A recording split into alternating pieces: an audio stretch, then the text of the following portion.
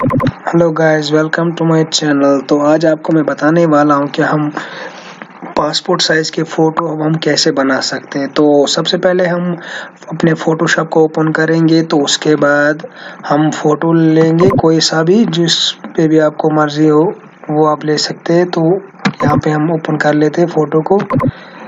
तो उसके बाद हम इसको रोटेट करेंगे, ठीक है।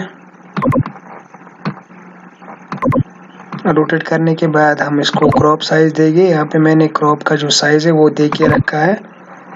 तो उसके बाद हम इस पे क्रॉप करेंगे और उसके बाद कंट्रोल ए से सिलेक्ट होता है, कंट्रोल सी कॉपी और कंट्रोल एन से हम यहाँ पे लाएंगे। यहाँ पे पेज जो है वो सिलेक्ट करेंगे और कंट्रोल वी से हम पेस्ट करेंगे। उसके बाद हम यहाँ पे मैं आपको दिखाऊंगा कि इस पे हम 6 कॉपी कैसे बनाएंगे या 12 कॉपी कैसे बनाएंगे।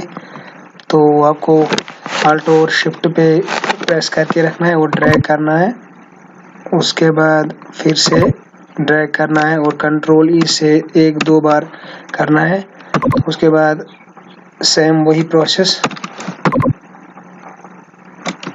तो फिर इसके बाद हम इसको थोड़ा सा बॉर्डर देंगे हाईलाइट के लिए।